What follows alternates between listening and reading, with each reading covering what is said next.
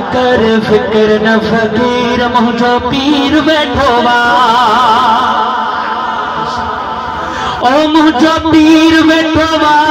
दस्तगीर बैठोवा मुझो पीर बैठोवा दस्तगीर बैठोवा कर फिक्र न फकीर मुझो पीर बैठोवा कर फिक्र न फकीर मुझो पीर बैठोवा मुझो पीर बैठोवा दस्तगीर बैठोवा मुझो पीर बैठोवा दस्तगीर बैठोवा कर फिक्र न फकीर मुझो पीर बैठोवा कर फिक्र न फकीर मुझो पीर बैठोवा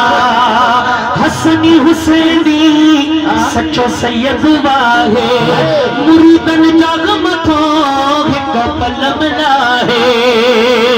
ओ हसनी हुसैनी सच्चो सैयद वाहे मुरीदन जग मथो हिक पलम लाहे ओ घर फिक्र न फकीर मुझो पीर बैठोवा कर फिक्र न फकीर मुझो पीर बैठोवा ओ मुझो पीर बैठोवा दस्तगीर मुझो पीर बैठोवा दस्तगीर बैठोवा मुझो पीर बैठोवा दस्तगीर बैठोवा कर फिक्र न फकीर मुझो पीर बैठोवा कर फिक्र न फकीर मुझो पीर बैठोवा मुझो पीर बैठोवा दस्तगीर बैठोवा मुझो पीर बैठोवा दस्तगीर बैठोवा कर फिक्र न फकीर मुझो पीर बैठोवा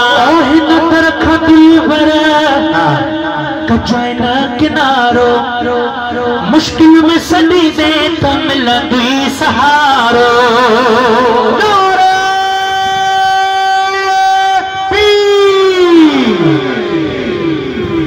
नदर खदी पर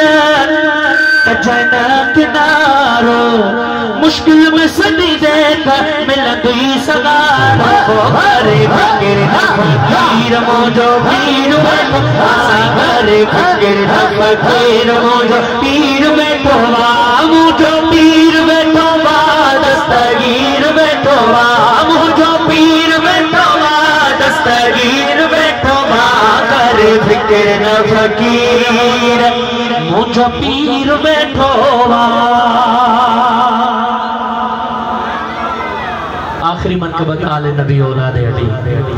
महबूब मुर्शिद करीम की शान में से आशिक शादो जवे ओ नहे परवाग दुनिया